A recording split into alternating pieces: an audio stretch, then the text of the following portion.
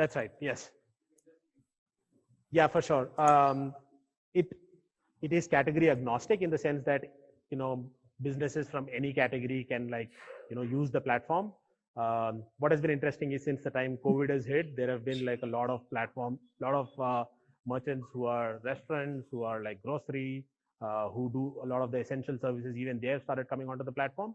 But the largest ones still remain your fashion, your apparel, accessories, electronics, home improvement, those categories. Those are the categories where a lot of the merchants still use Shopify. That's where like most of the e-commerce is also concentrated. It's basically replicated even.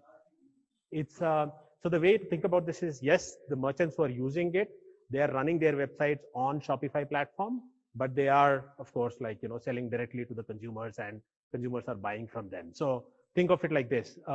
We're not there yet in India. Hopefully we'll get there very, very soon. But at least in the US, I think that is like the case. If you're not buying from Amazon, chances are that any other website that you're buying from, it's probably being run on Shopify. Hopefully we'll get there for India too very soon, but that's like basically the size of it. Well, thank you for that. The aspirations are a lot more.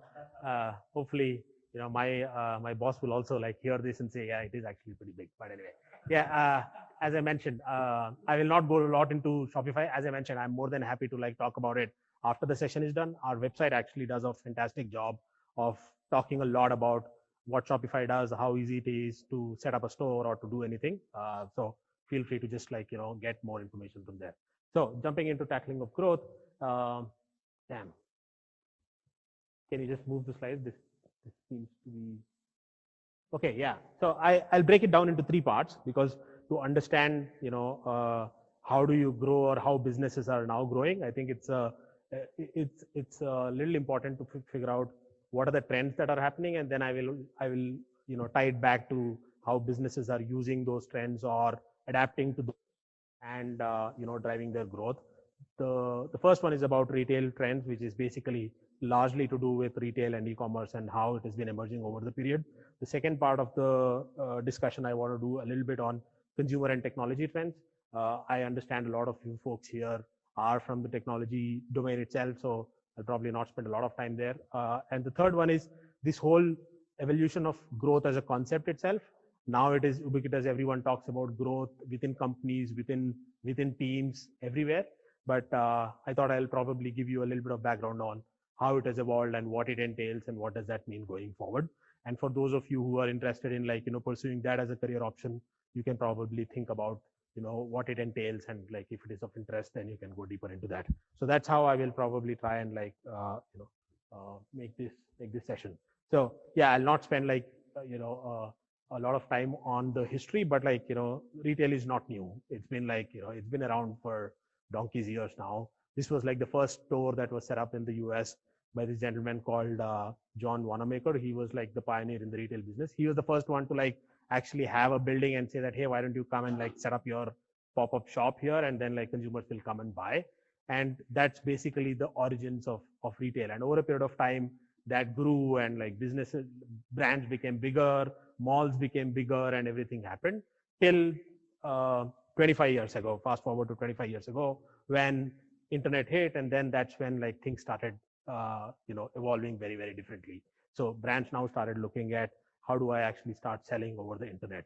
But the only thing was that this basically was helping businesses that are existing businesses, not necessarily helping new businesses come and set up their presence in the on the internet. And that's why you'll see that most of the websites looked pretty similar, and it was hardly the Nikes of the world could probably use it, or the Walmarts of the world could probably use it, but none of the new brands or existing brands could use it. But about 15 years back is when all of this started changing, because now there were multiple platforms which started helping brands to set up their own unique identity online. And that's when the real online brands started emerging, and they started looking very, very unique. And of course, Shopify had a big role to play in this as well.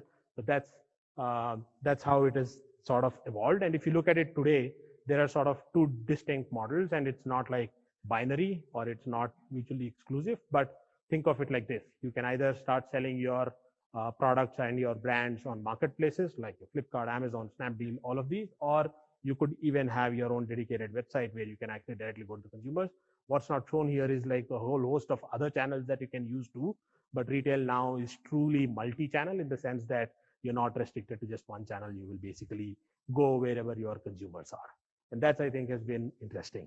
And to like further look into some of the other trends that are happening within that, there is a lot of this emergence of very niche categories, if you will. I don't know how many of you guys know of the store, but Qtrove is a store which basically sells naturally chemical-free processed products on their website and directly sourced from the farm.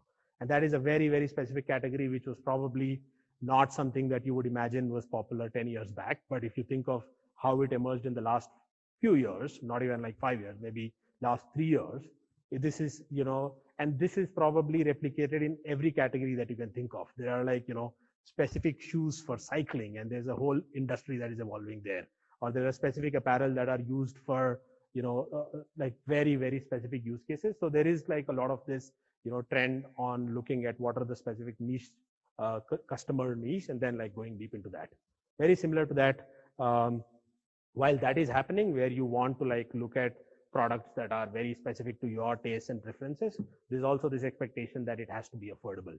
And for brands to actually think of that, there are various ways in which they are trying to do that. And like, just going direct to the consumers is one of the ways in which they are affordable, because they cut out all the middlemen and they're directly talking to the consumers. And that is one of the ways in which they make it affordable.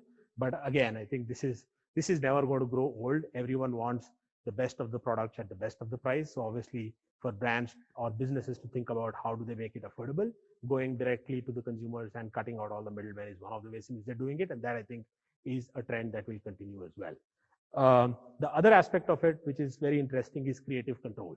And this, I think, is, again, very, very recent and how retail has been evolving. I don't know how many of you guys know about this website, but like, if you think of it, this is basically how, at least when I was growing up, I would like my mom would send me to a tailor and say like, here's the cloth, go get it stitched. Right? That was basically how I ever bought any of the clothes till I started earning myself.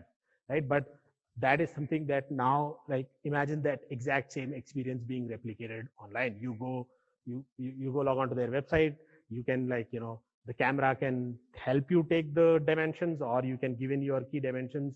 You can choose the way you want your clothes to be stitched, and it will come to your home, which is again like one of the examples of how you can creatively control it. But this is again replicated across all industries, not just apparel, right? You can like look at how the lipstick looks on your on your lips when you're trying it, or how the frames sit on your eyes when you're trying it. All of those is basically to ensure that you have that creative control and you're able to replicate a lot of the offline experiences online. This is linked to the affordability one, I think, but it's also very important that now businesses and brands, this has probably always been there, but I think it is a lot more important now, because the more you want to have that creative control, the more you want to give these unique experiences, you will need to make sure that you have a healthy bottom line too. Otherwise, you will probably start compromising on some of the other things which are very, very critical for your growth. So those are some of the things that are happening, and I just like barely scratched the surface on this one. There are a lot more, but it's just to give you a sneak peek of what's in store and how are things evolving for you guys to understand. The second one is an interesting one where I want to talk a little bit about like the technology and the consumer trends, and this is probably an area where a lot of you already are aware of. But there is an expectation as consumers also to have like meaningful shopping experiences, and whatever you are getting in the real world, everything that is happening online, you want to experience the same thing, and there are platforms which are helping you do that. And that is a trend that if you are running a business now and if you want to grow, you have to think about how do you create a meaningful experience for your customers, whichever channel they are coming from. Otherwise, I think it will, it'll be a big hurdle for you to grow.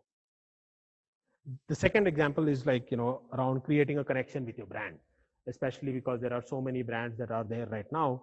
How is your product able to talk to the consumers, right? Like this example specifically is one of my favorite ones, because this brand called Free Will, which basically customizes what kind of shampoo you should be using. So they'll ask you questions on like your lifestyle, like what kind of, your daily routine, and they'll actually propose a mix that can help you with your very specific, conditions, and the shampoo will be made and then sent to you, which I think is outstanding. That's basically where I create a connect with the brand and say that, wow, this is really good. and I am sold there, and like there's a connection. It's not just like any shampoo that I'm buying looking at Virat Kohli or looking at like some of the other brand ambassadors who are out there. So that's a very important question and aspect of it. It is actually not very expensive, and the reason why it is not very expensive is because you'll be surprised to know that more than 30, 40, or 50% of the margins of any of the consumer goods or any of the other most of the other categories are lost in like setting up this distribution chain, or like having to go to a distributor, to a retail store, and then to sell, or through advertising, or through any of those other things.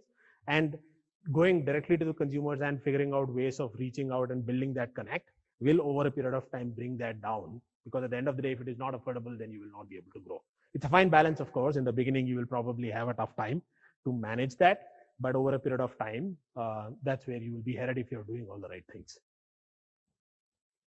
To go back, social media, I think, is like, I don't have to like belabor this one, but everyone now, I mean, like more than 75% of the new brands that come online or new purchases that happen online, the discovery of all of that happens on social media.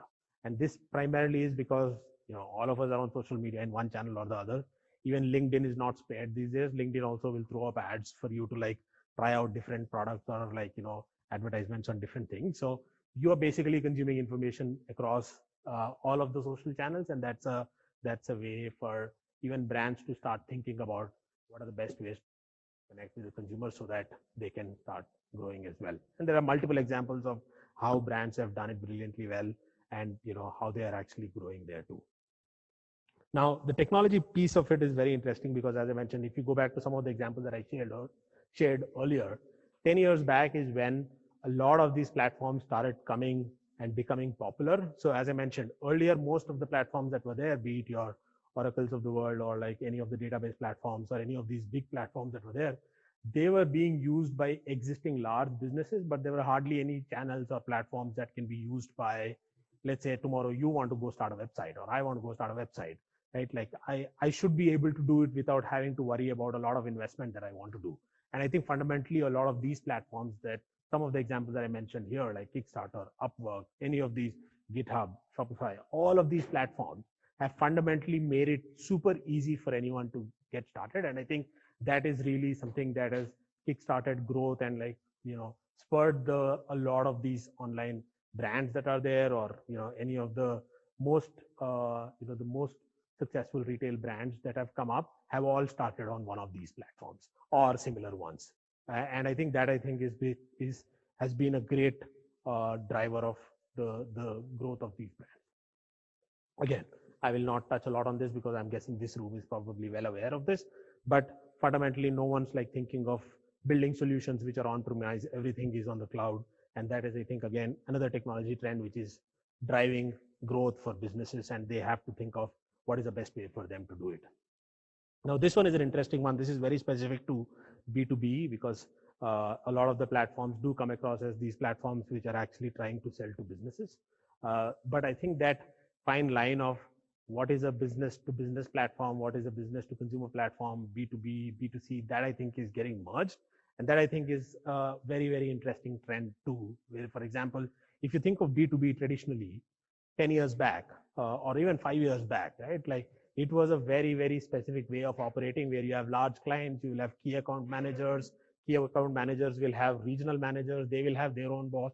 Everything is customized by client. A lot of the system integrators now still go and do that model, but increasingly what is really happening is that most of the platforms are thinking of these features or these customizations as products, which are then rolled out and like businesses are using it, right? I think we are in that transition, which is fairly interesting. So you are actually building it like you would build a product for which consumers would use, just that the audience is slightly different, right? And I think that is very, that's why I call it productized features. These are not features which are customized. If you think of any of the platforms that are very popular right now, right from like the largest of the platforms, Salesforce, Shopify, any of these, to even the smallest of the platforms, most of them are built in a way that, these are, self-serve. You just use the features and then you get started. Again, a lot of the other aspects are oriented towards, in some sense, democratizing that access to technology, where even if you don't have the funds, you're able to actually start things, right? Be it on AWS, you can get started immediately. You can start sending out emails by using any of the platforms without having to worry about any of your, any of the other technicalities. You can start hosting immediately without having to worry about any of that. All of those things, right? Easy scale up, plug and play. All of those are essentially aspects of how, it's from a technology standpoint, I think that is going to increasingly happen. And that is great for businesses that are starting off. And that I think has also been a big growth driver too. So important to note that. We have another 15 minutes, so try and walk through the growth as a concept, because I know that this is something that is fairly new. As in, when I got out of college, which was a few years back, there was nothing called a growth function, or there was nothing called, businesses were never talking about, even product was not as popular. It was basically just, there was this product meant the team that is actually building something, which is a physical product, right? This whole aspect of, there was that, or there was these business analysts who would basically go and say, okay, here's a business requirement, technology team try and build this. And that was basically pretty much the model that existed throughout. But I think increasingly what has happened is all of these have started to merge, and there are different names, different terms, how companies use this and how companies are trying to make the best use of all of these. I think is, it's been an interesting journey to watch, and I've been, party to some of these, so I'll probably dive into some aspects of what that growth was. As I mentioned, it was fairly simple. For any business to grow, there were two functions in any company. It said there's a marketing team, there's a sales team. Both of them will basically get us the growth. And what does the marketing team do? If they have the money, they will go and spend ads on TV, or spend ads on print. If they don't have the money, they will look at everything below the line. BTL is below the line. And for those of you who are not aware of that, there used to be a time where you would have people feet on street giving pamphlets and talking to people, and set up these 4x4 pop-up tent and say, okay, why don't you use the product, or why don't you use this service? Which still happens, but basically that was that is all there was to marketing. And the sales team was fairly simple, go build a team that will be on the street, find a distributor, find a wholesaler who will basically push a product. And this was not just physical products, even for digital products. I still remember the days when, for products like Tally or for any of these, you would have people coming in a, on a bike with a CD and say, do you have a CD-ROM? I will show you how this works. That was basically the sales team, right? And which I think is how it all started. So if you think of growth, that was it. But fast forward now, you take your pick. There are teams which are some combination of this exists in most teams. Some call it sales, marketing, or GTM, growth, product marketing, revenue, merchandising, whatever you want to call it. There's a whole host of teams that are there. And of course, this is a lot more relevant in the e-commerce or the retail domain. But if you think of it, any of the technology companies largely think of all of these in some form or manner. And I think the simplest way to sort of digest this, at least this is the way I understood it, and which is basically to say that this is the sacrosanct funnel, right? Which is to say that you have at the top, there is a funnel where you have all the things that you do to acquire customers. So you have to build awareness, you have to let people know what you do as a product or as a service, and you will fill the top of the funnel with a lot of your awareness building activities. And that was largely done through TV and through media and through BTL, as I mentioned earlier. But think of that as the first step. And then you basically keep going down to say that, okay, now I've created awareness, people have come to check out my product or come to my website to buy. What are the next steps? How do I onboard them? What are the various steps that I take in that? And how long is the journey for someone to start on the website till the time they actually end up buying it? And how do I optimize that? That's the first step. Once they buy, what is the first 90-day step? That's the step 3 of the funnel. Then you go down to say, how do I make sure that I'm getting the best value out of the customer, or as a service and a product, how am I able to give a lot of that value to the customer who has been acquired? And then you move on to say the CRM piece of it. And again, each of these has also evolved quite drastically over the last 10 years. CRM in 5-6 years back, even as early as 5-6 years back, if you ask anyone what CRM was, like they would probably talk about 10 minutes, but all that would boil down to was like sending emails.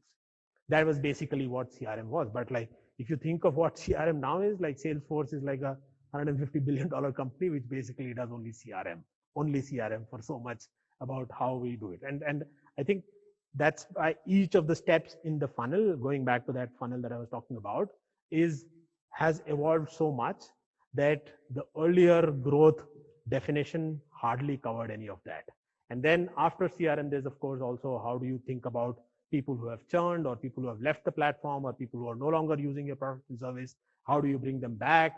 What are the various ways in which you can engage with them? And how do you make them your brand advocate? So if you think of that funnel, growth predominantly was perceived to be only that first step in the funnel, which was like that acquisition and awareness building. But if you think of growth now, it's a lot more about thinking through all the funnels. So much so that even like FMCG companies, which are probably the ones which are heavily invested in the top of the funnel, which is like your awareness building one, be think of your soap brands or think of your traditional, any of the FMCG products, right? For them, after building that awareness, everything else in the funnel came down to like, if you have a customer complaint, please write to us at this email ID or call us here. That's about it. There was no other way for you to call up Hindustan Unilever to say that I have a problem with like the Lux soap that you make, right? But I think even there now there are teams of like, at every step of the funnel, right? To say that, okay, let's figure out people who have used and not using now and what are the ways in which we can like tap into that. So as I mentioned, like this, it is applicable across all the domains, but more so in like the technology space where a lot of this is something that you can invest time, get more insights, and then do a lot more than, let's say, companies where you don't have some of the information or getting data is like far tougher. And one thing which is basically the theme at all of this is that the product that you're giving out to your consumers is at the center of it. The product is the marketing engine.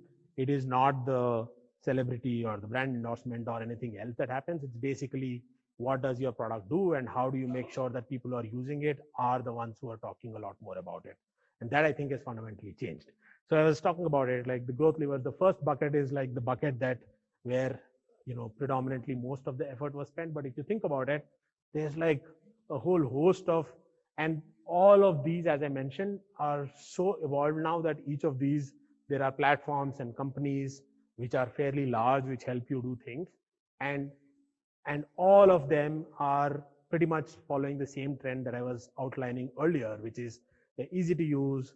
You can get started, plug and play. You can pay per use. You don't have to worry about like learning a lot because they take you along the journey. That's, I think, another important aspect of how you think of growth, which is like, if you're a new user, you will not be exposed to the most complex of like, the targeting mechanisms and targeting tools and like, capabilities that the platform can offer. You will be shown a very simple way of saying, hey, set up your Facebook page. You'll not be shown how do you do retargeting and like how do you do pixel mapping and all of those other things. That will happen much later. But each of these buckets has become fairly large and important for brands to think about or businesses to think about in terms of how they can grow. And as I mentioned, I will not go a lot into explaining some of these, but you can understand that the focus is shifting from just like the top of the funnel to everywhere else, and that is basically how businesses are tackling. Yes, please. So performance marketing is everything that you do which is linked to your performance. So for example, it is linked to how well, so this classically is your search engine marketing, search engine optimization, paid marketing, all of those. And it's bucketed as performance marketing because you're measuring the performance at every step, right? Like, so you're doing a campaign, you're looking at how it is performing, and that's basically what is like generic word for performance marketing. Sorry, did you have a question? No. Okay, now circling back to like this tackling growth. So here are these trends and here are all the things that are happening, and now we have this growth. So what is it that businesses are doing? And some of these might sound cliched and some of these might sound fairly fundamental, but it is so hard to actually stick to them as you grow. And that I think is like the important learning that at least I have had over the years, to say that, look, these are fundamentals and they're called fundamentals for a reason, right? Which is basically figure out a way to collect data somehow. If you don't have it, invest time in like making sure that the data is there, because that is what is driving everything else. And you will be able to, and businesses will be able to grow successfully, whether you are a part of a team that is driving growth or whether you are part of the business that you are driving yourselves. It becomes fairly important to do like, measurement and like collect data before you can actually act on and take benefit of all the tools that are out there. And all of these tools and platforms, they're only as powerful as the input, because they can do magic, but if the input is is not as great, then the output won't be nearly as good either. And this, I think, is again, as I mentioned, like looks like a fundamental that should be, it's like no company in the world will ever say that we are not customer centric. Every company will say they're customer centric, but how far in that you will lean into it and how much you're paying attention to like the experiences that the customers are going through becomes really, really important. And that, I think, is important to drive growth. Being where customers are, and I think this is the one that most of the businesses take time to evolve, but it's very, very important. I think customers are moving on, right? Like, I mean, people are moving on from like platform to platform, how they are consuming information, where they spend their time. So for businesses, it becomes really important that they are present where the customers are. Otherwise, they will miss the bus. And a lot of it is also to do with communication and setting expectations. A lot of the brands that I gave examples of earlier, none of them do 1-day delivery. None of them do even 2 days delivery. A lot of them actually do more than 5 days delivery. But this whole aspect of saying that, okay, you need to get products like in the same day is at the end of the day a result of expectation that has been set. So if you are actually talking about, hey, here's why you need to use the product, or here's why you need to use the service, and here's what you will get, as long as there is transparency in that communication and setting that expectation, it's absolutely fine. It is never a blocker for the growth, and it can be a good growth driver. But I think it is important to be, set that expectation, have that communication, and be transparent. Most of the businesses that run on Shopify today, I can't think of businesses that their average delivery time is more than 3 days, but still they grow, still people keep ordering from there, primarily because they are very transparent and very upfront, and like they are doing the communication on what to expect. Identifying key differentiators is also a part of that, which is again coming back to like, being very clear on why anyone should use your product or service. I think that is very, very important to establish as a business, and then use that to drive your growth. A lot of the times this gets missed out as you grow bigger, but becomes really important to like come back to it and then drive it. And this, I think, is again this is probably like like I'm sure everyone in this room has probably seen it at some point in time. And like this is quoted a lot in financial sector as well, for like funds management, but it is true for every business. It's like, it is not a marketing campaign that you do. Driving growth does not mean that you have to like do this one big thing and then you are done. It's a lot about like investing in that progress that you do every single day across every single function, which will basically drive the growth. And the moment that realization sets in, then every team is basically contributing to the growth. It's not just like that one team which is trying to drive growth. And this, if you see most of the team structures that are now there in large companies, most of how businesses are thinking about it, all of that is fundamentally rooted in some of these, I feel. At least like that's the way I distill it in my head. And hence, I thought it is important to like sort of maybe share it with you guys so that you can also get a little bit of understanding on how it is thought about. So yeah, that's all I had for today. I have another 15 minutes. I wanted to like make sure that we keep some room for any questions or discussion too. But those are the things that I thought I'll share with you in terms of what my experience has been in terms of driving growth and how businesses look at it. What are the trends of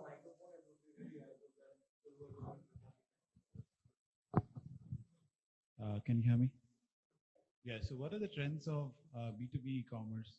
How was the performance in 2020? Because as per what goes on across the, let's say, places, there's a surge for the B2B e-commerce.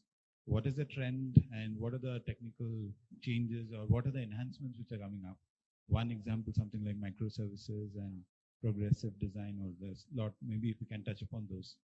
Yeah, so I think the larger trend that at least that is fairly visible across different domains is that earlier it was a lot of the businesses that were on the fence to say, okay, should we invest in going online? Should we invest in like becoming digital? All of that is now, I think, gotten a big nudge, and everyone's like looking at this as a primary growth channel, right? So I think that is the first one, which is traditionally a lot of the sectors, a lot of the categories that were not online are now looking at how do I go online? What are the various things I can do? So that is number one.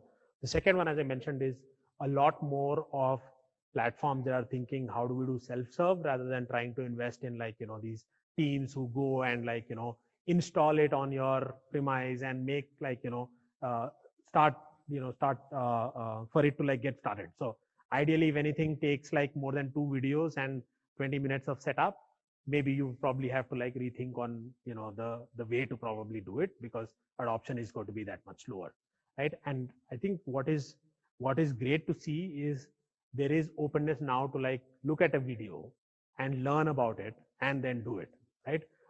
One interesting thought experiment is basically like everyone talks about how India is this DIFM market, like people don't want to do it themselves, they want to like talk to someone, call someone and want them to be doing it. Think of any of the new products that have come out or new platforms that have come out. A lot of them don't offer any of those like hand holding service to like get started.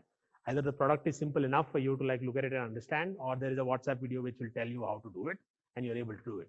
And I think if the businesses are not thinking, or if B2B platforms are not thinking of it that way, as I mentioned, like I think the filter on saying that this is a B2B platform and hence it needs to be like specific or customized, that is going away. So you're thinking of it as a customer, or like how do I make this such that everyone and anyone can use it? And I think that is driving most of the decisions on not just going to market, but what features to build, or like how do I support the the consumers, and like how do I help them, all of those things. Currently, is it the yeah, maybe you can, yeah, I just wanted to Yeah, sure. continue on that. One more question is on in terms of the trend, because a lot of enterprise organizations these days have their homegrown portal. Homegrown, sorry? Homegrown portal. Homegrown portal. Portal, okay, homegrown portal, yes.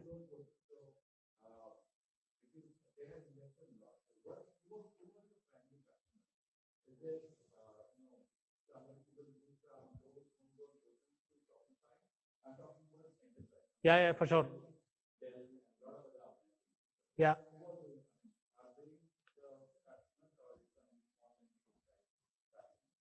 The bulk of it is small and medium businesses who are either like moving and starting it because the numbers are there.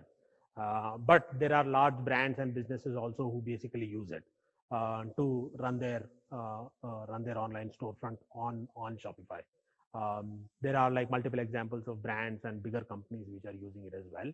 So, but obviously their number is smaller, but everyone and anyone can use it. I mean, like the platform is modular enough to support like even the high end use cases as well as like people who are just starting off.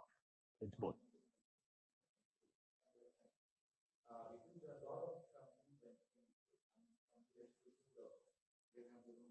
Sure. Yeah.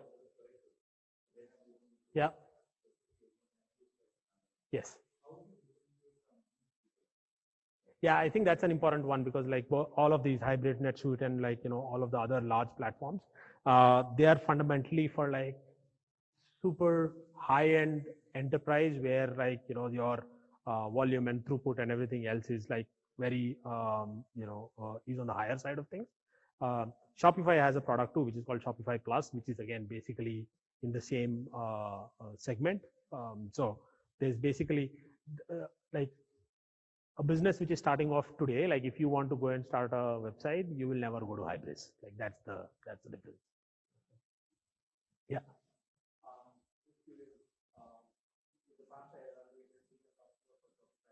So nice.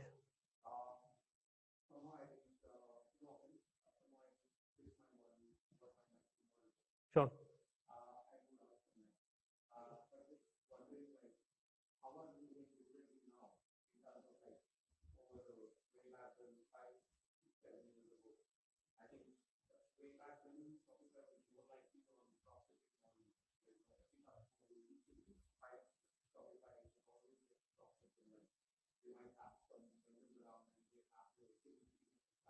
Yep.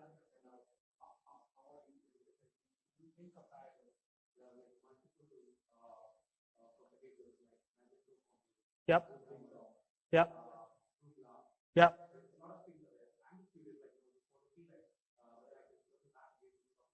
Yeah, I would love, I mean, like, I would strongly encourage you to like do that circling back and check it out now. But the simple answer to you is that 5, 6 years back, the product was never made for like someone in India to be able to use it. That has changed. So, I mean, like, very simply, across all the layers of like localizing the product, being able to use the product for use cases that are very specific to India, that has changed. And hopefully that should answer the.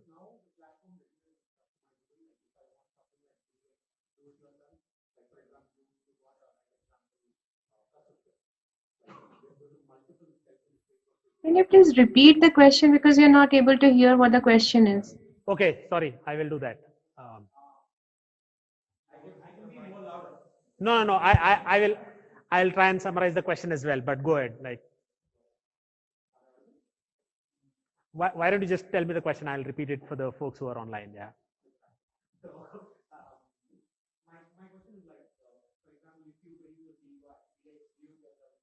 Yeah.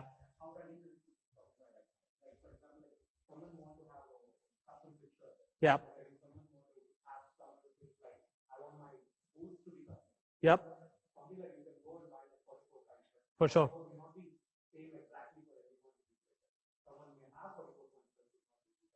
Yeah. Yeah. Yeah. So for those of you who are online, the question is, how is Shopify able to customize it for very specific requirements? And people who want to do it themselves, is the platform supporting that? So the answer is not binary. Yes, there are like merchants who want to do it themselves, and there are merchants who want the help from partners who or web development agencies or people who can help them out to implement it. From a capability standpoint, the platform is able to support all of those. There are both use cases where some merchants who are like you are, they go ahead and do it, figure it out themselves and do it. And they are the ones where at least I try and get most of the feedback from on how we can improve. But there are, of course, like this other set as well, which is looking at people who can help them out to do it. And that could be for multiple reasons. One could be capability that they cannot do it. One could also be that they just don't have the time to do it, or they want to like use.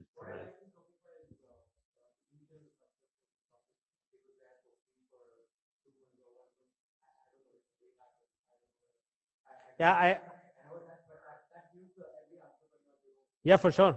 But I hate it. I'd hate for someone to start on Shopify just because there's a free subscription. Hopefully, there's a lot more to it. But yeah, I'd encourage you to check it out again. Yeah. Awesome.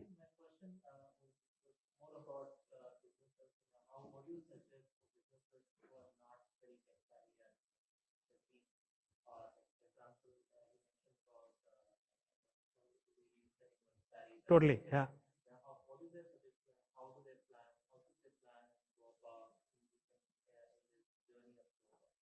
Yeah, I think it's a very, very interesting question. And if you think of, and I'm not like trying to, I'm like moving away from Shopify for a bit, but I think just like getting started on Facebook, for example, or WhatsApp, for example, is such a big step and can be like an evolution for someone to learn so much that there is enough and more that you can do to get started. The number of entrepreneurs who do commerce on WhatsApp now is crazy high. And I showed some examples of that earlier too, where people are like, they have these groups where they send out like their catalog and people place orders on COD and it is delivered, right? And all you need to do is like know how to use WhatsApp and like figure out a way to manage how to service those orders. So I think it's sort of like there are earlier it used to be that there's a big step function that is required in terms of learning before you can start, but that is going away now. So you can like the simple thing that I typically share with folks who are about to get started is like start a Facebook page, start a WhatsApp group, start a LinkedIn page, follow some of the Facebook groups where discussion is happening about your product or about what you're selling. And all of these are things that you probably are otherwise anyways doing. So just get started there. you'll talk about the first thing that you can do, right? Go and like register your domain name if you want to set up a website. If you don't want to set up a website, that's totally fine too. Like go and figure out what is the best way to set up an Instagram page and then get started. So, and over a period of time, it's a journey. You will get to that point, but I think there are multiple ways of getting started. I would say like, just go with where the customers are. Like, for example, a lot of the WhatsApp groups that I spoke about, they have like their own bhajan groups, or they have their own like, moms in like, Koramangala group. And like they're already there. That's where their customers are. So they just find out what do they want, and then, the rest of the pieces fall in place. So. Sorry, after this, if it's okay. Yeah. It was very interesting about, the different stages of growth that you mentioned. Yeah. The way I look at growth is when you look at the product life cycle, it's basically when you hit the growth stage is where, all the strategies for growth come in. But what you spoke about is, the entire life cycle about how you deal with customers, right? Customer probably moves out of your company as well. But what you're going to do to keep up the engagement to get them back. So it's like overall thinking about how to improve a customer's experience. Totally. Is that what growth or growth hacking or growth strategy, all of that is? And the second part of my question is, at the very early stages of a product, you pretty much bring the product new. Other than collecting data, is there anything that you can do that will help you, I would say, either be a powerful strategy for growth or something that you need to do that will stimulate the growth of your product or your company at a very early stage? Yeah, I think it's a great question. And for those of you who are tuning in online, the question is there a point where you will say that I've hit this point and now I'll invest in growth? And how do you think about, are there ways to actually think about growth other than data collection? Is there anything that we can do right from the get-go for you to get started? For the first one, I think you're absolutely right. There isn't a point where you say, okay, now I can go and do all of these other things. I think it has to be right from the beginning itself, where you are thinking about the entire life cycle. Right? I always say this, people worry about, hey, my website is not getting a lot of visits, or I'm not getting a lot of the customers. But no one asks the question of saying like, you got 5 orders, what happened with those 5? You sold 5 products. Like, did you talk to those 5 people, or did you see how easy it was for them to like, what was the experience like? Are there things that you can fix before you increase the top of the funnel? Make sure that the bottom funnel is like oiled well enough before you can like start thinking of like populating the top of the funnel. The second point of yours is also very interesting on like, other than, I think collecting data needs to be from the get-go. The other interesting way to think about it is basically thinking of your product or service and saying, what is the use case that it is solving the best way for our consumers, right? Like, I mean, as a product, you could be doing like multiple things, but what is that one thing that you're solving as like, as a use case, and you're solving it the best possible way for the consumers, and making that like your USP can be a good way to like drive growth, right? Like, I mean, example could be the one that comes to my mind is like, let's say Khata book, for example, right? Like the one use case that they solved is like, instead of writing it in the ledger, they just said like, send a WhatsApp and it's done. Very, very simple and very strong use case. Their business could be doing multiple other things now around like lending and loans, working capital management, and all of those other things. But like that use case was like a big growth driver to start with, to say that here's a simple thing that you are able to do it by using the product, hence use it. So that can be a good like, mental model to think about. And is it something that you guys do at Shopify, where customer experience is such a big part of growth? Or if you are looking into growth, is it something that is part of the job, where you're looking into customer experience? Pretty much like end to end, at least as far as adoption of the product goes. Yeah. And retaining of the product on the customer. Totally. I mean, it's a part of my job, but extending that to even our product, like customers are using our product, like, like he was using the product. How can we show all the things that they can see, which can help them think about their experience better, right? Which is to say that if they're selling a particular product at a certain price point, can we throw up insights to say that, hey, like you're selling it at 600 bucks.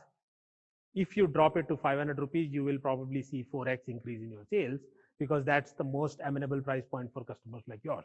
That is at a price point. Or if you say, if you're able to like, increase your response rate for complaints that you're getting right now, your response rate is 2 days. Can you make it like 2 hours?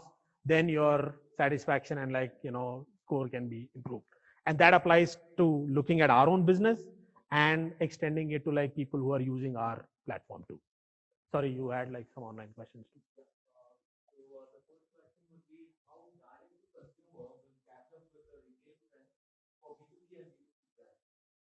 Yeah, a lot of the things that I spoke about are actually the trends that are D2C in essence, which is removing. I thought this was online. They can't see it on the chat. Anyway, the question was basically the retail trends that I spoke about. How much of that is applicable to D2C brands, direct to consumer brands, in either the B2B or the B2C space? All of them pretty much are applicable because like a lot of the the trends that I picked up are looking at brands that have gone direct to consumer, or they have like broken the chain. Their distribution has primarily been like remove all the middle layers and just go directly to the consumer. So I think it does two things. Number one, other than the business benefits of like improving affordability, being able to have like a healthy margin for yourself, it puts you directly in touch with your end user, which can really help in like closing the feedback loop, improving your product, doing those cycles, which is a big growth lever. So.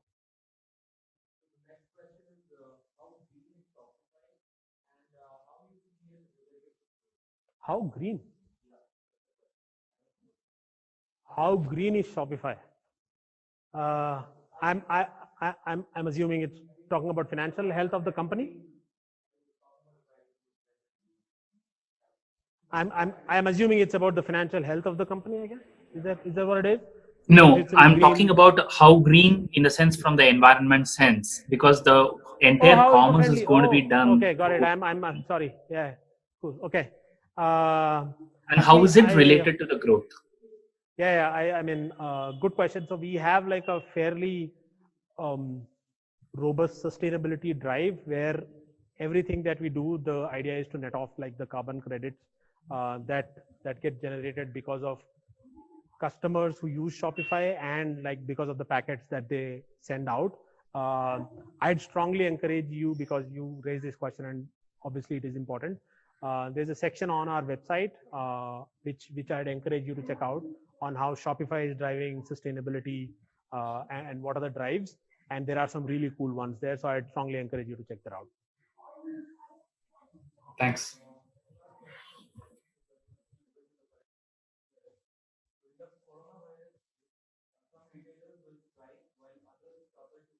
Yeah.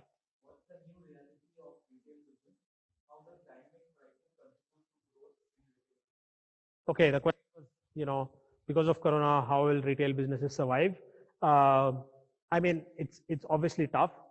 Shopify has been fortunate, or one of the fortunate companies where we've seen a surge in demand, but that's not been the case for a lot of the retail businesses where they've seen a complete dip in their brick and mortar channel because like people have stopped going to the stores. So it's been tough. No denying that fact. And I think it will be at least another 3-4 quarters before businesses jump back to what the earlier state was, or at least some semblance of that. What is the impact and what does that mean for them now? I think, as I mentioned earlier, one is they're looking at diversifying their businesses. Most of the businesses are looking at diversifying not just the channel in which they reach out and generate demand for themselves, but also in terms of how they're looking at their businesses, right? Which is like, none of the bars would deliver alcohol earlier. Now they're looking at like, how can we make a WhatsApp group and deliver, like, use that as a channel to like, sell to consumers. So it's not just, and there's this business that is really interesting where it's a restaurant. Obviously it got shut down because of COVID. What they started doing is they started putting together these boxes of fresh vegetables because they pride themselves in like buying the best of the vegetables directly from the farmers. They started putting together these boxes and they started delivering it like a daily delivery, like your milk and bread, which is amazing, which is basically looking at their entire business that they never really thought of. So there are ways of like diversifying. So that I think is another fallout of how this is, how this is panning out. In terms of dynamic pricing, I mean, I don't have anything specific there which I can share because it's very specific to each and every business and businesses do it very differently. So I can't think of any trend or anything that at least I've observed or I don't know enough about businesses using that as a lever to like grow their business, especially because of Corona. Yeah. Any of you?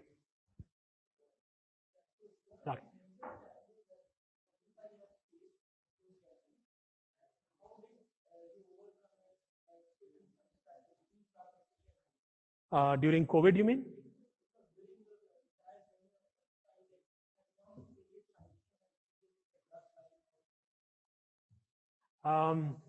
I think there are 2-3 ways to think of that. I can talk about specific to India because like Shopify globally has gone through a very different journey and it's been around for like close to 15-16 years now. But for India, I can like think of 3 different ways. The first one is I think like just looking at localization at a very high level. How do we localize the product? There are very specific requirements here. How do we make sure that the platform meets all of those requirements? The second one is like just having this growth lens of looking at what I spoke about throughout the session today, which is like how do we improve acquiring more customers and make them successful too.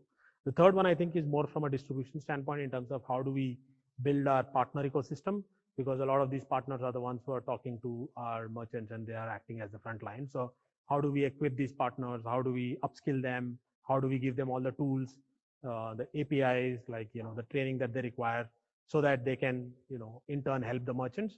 Like those have been like the 3 big levers in very short, but each of those is like fairly large to think of in terms of how it can be used.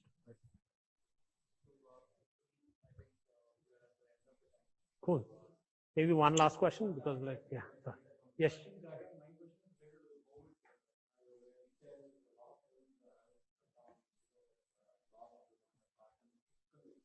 Yeah.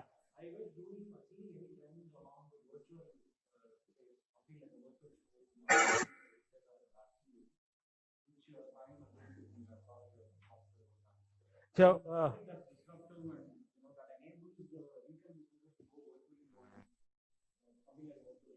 yeah, for those of you tuning in online, the question is around what is happening in the virtual space in terms of how is Shopify supporting merchants there. It's Shopify is one of the best platforms for you to build out like an AR VR shop, and it is outstanding. I wish I could show it to you, but you can take. I mean, if you are able to build your images catalog and like upload it onto your website, you can force customers to just open up their camera and they can literally place the entire product wherever they want in their house or wherever they want to see on the desk, whatever, whether the furniture fits in, whether the flower vase will look good on the platform. It is outstanding. I mean, I was blown away when I saw that. I'd strongly encourage you to check it out, but a lot of action happening on that front too, which is basically just making the product alive in front of you, as good as you looking at it in real life. That is well there. I mean, I think what is the missing link right now, in my view, is the input that goes in. Like for that to happen, you need to have super high res 3D images that are shot, and you need to have certain level of investment going into that. Then the experience will be magical. Unfortunately, right now the input layer there is a little hard because not everyone invests in doing that for their entire catalog. But if that happens, then it is outstanding. So